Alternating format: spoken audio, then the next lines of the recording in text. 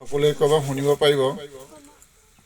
মোক দুআষাৰ ক'বলৈ গৈছে, বিশেষকৈ হিন্দু সমাজ মানে হিন্দু শব্দটোৱে হ'ল সৎ হিচুকা হি নৰেন্দ্ৰ তাথচুকা, মানে হিমালয় সবাৰম্ভ বিষ্ণু পুৰাণত আছে, ৰাৱত ইন্দু সৰোবৰম তত্ত দেৱ নিমিত্তম দেশম হিন্দু স্থানত প্ৰতিষ্ঠা।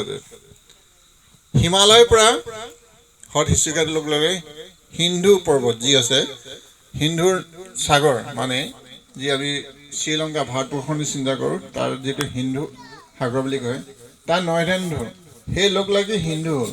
মানে ইয়াত যত যিসকল বাস কৰিছে সেইসকলে হিন্দুস্থান আৰু সেইসকলে হিন্দু।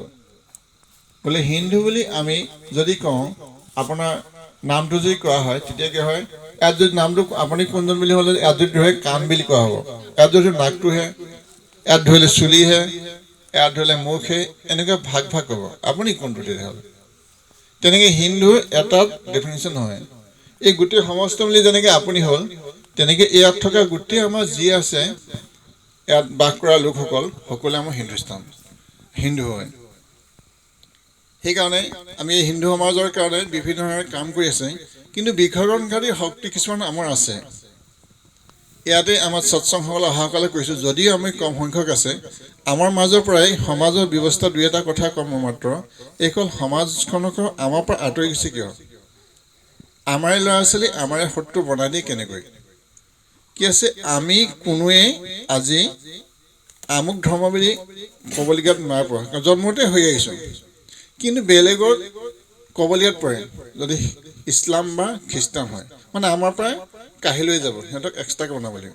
সেইকাৰণে আমাৰে ভাই ভনীসকলে কাঢ়ি নিছে।